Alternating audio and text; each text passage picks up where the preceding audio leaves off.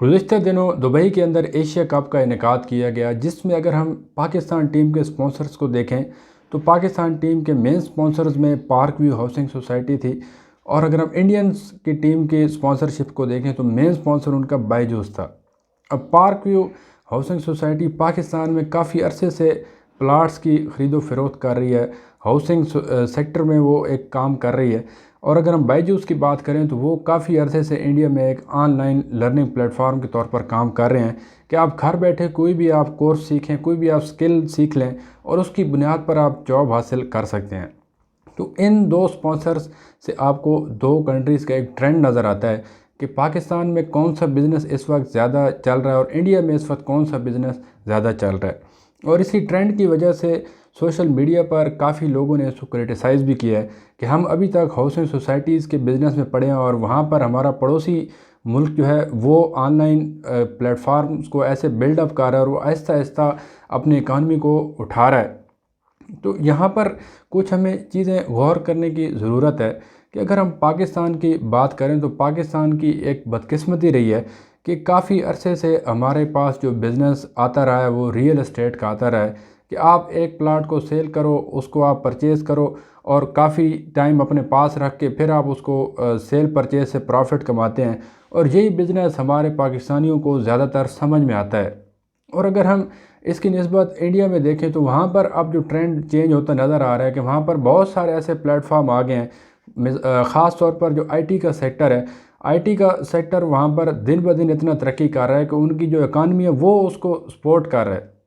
اور اگر ہم مثال دیں اپنی تو ہم ایک نیوکلیئر اسٹیٹ ہے، ہم کہنے کو یہ کہتے ہیں کہ ہم اپنا دفاع کر سکتے ہیں، لیکن ایک حقیقت یہ بھی ہے کہ ہم جو ہے قرضوں کے بوجھ تلے دبے ہوئے ہیں۔ ہمیں ہر 3 سال کے بعد آئی ایم ایف کے پاس جانا پڑتا ہے کہ آپ ہمیں $1 بلین دے دو، آپ ہمیں 3 سال کے لیے $6 بلین دے دو، اور اس کے نتیجے میں آئی ایم ایف کڑی سے کڑی شرائط رکھتا ہے، اور وہ شرائط کا جو ڈائریکٹ امپیکٹ ہے وہ عام عوام پر پڑتا ہے۔ تو اب یہاں پر یہ کویسچن ریز ہوتا ہے کہ کیا وجہ ہے کہ ہم ہر سال آئی ایم ایف کے پاس پہنچ جاتے ہیں اور ہمارے جو بزنسز ہیں وہ اس قابل نہیں ہیں کہ وہ ایک خاص لیول پر ہوں اور وہ اتنے ہوں کہ ہم ہمارے جو قرضے ہیں وہ واپس کر سکیں۔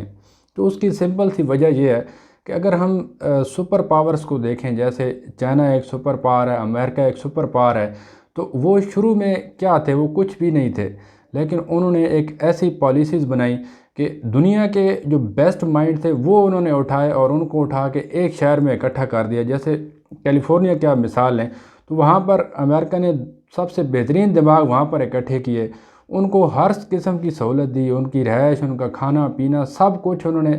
افورڈ کیا، اور ان کو وہاں پر اکٹھا کر کے ایک کام کے لگا دیا کہ آپ نے نئی نئی چیزیں بنانی ہیں، آپ نے نئی نئی تحقیق کرنی ہے۔ یہی وجہ ہے کہ یہ جو آپ ویڈیو دیکھ رہے ہیں فیس بک اور یوٹیوب پہ، تو یہ بنایا ہوا پلیٹ فارم ان کا ہے اور وہ اس سے پروفٹ کما رہے ہیں، وہ اس سے لیڈ کر رہے ہیں دنیا کو۔ تو جب وہ اس سیکٹر میں کافی آگے نکل گئے ہیں، جب وہ ادھر سے پیسہ کما رہے ہیں تو وہ اس قابل بھی ہیں کہ وہ اپنے لیے اچھے سے اچھا ہتھیار بنائیں۔ اور اگر آپ امریکہ کی مثال لیں تو آپ ان کے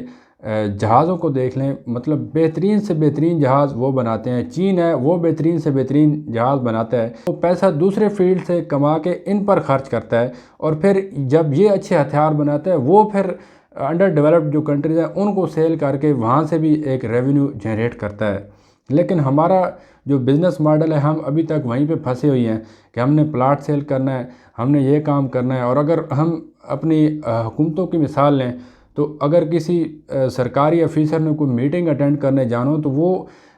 حکومت سے پیٹرول کے علیحدہ ڈیمانڈ کرتا ہے، وہ ٹی اے ڈی علیحدہ چارج کرتا ہے، اور آنے جانے کے پیسے وہ علیحدہ لیتا ہے۔ اور اس کی نسبت اگر ہم امریکہ یا باقی کنٹریز کی مثال لیں تو انہوں نے کوئی میٹنگ اٹینڈ کرنی ہو تو انہوں نے آن لائن سافٹ ویئر بنا دیے کہ دفتر میں بیٹھے بیٹھے آپ میٹنگ اٹینڈ کر سکتے ہو۔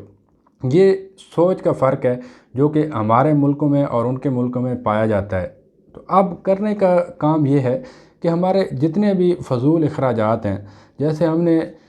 بیوروکریسی کو ہم نے بڑے بڑے مکانات دی ہوئی ہیں، ان کو ہم نے ہر قسم کی سہولیات دی ہوئی ہیں، ان پہ دیکھنے کی ضرورت ہے کہ کیا واقعی اتنی سہولیات کی ضرورت ہے، اور کیوں نہیں ان کو ایک ریسرچ سینٹر میں تبدیل کیا جائے اور جو دنیا کے بیسٹ مائنڈ ہے، اگر امریکہ کر سکتے ہیں تو ہم کیوں نہیں کر سکتے؟ اگر ہم اپنی شاہ خرچیوں کو کنٹرول کر لیں اور ہم جو بیسٹ مائنڈ ہیں ان کو یہاں پر لائیں، ان کو فیسیلیٹیٹ کریں، اور جو ہمارے لوکل انڈسٹری ہے ان کو ان کے ساتھ اٹیچ کریں، تو ہمارا بھی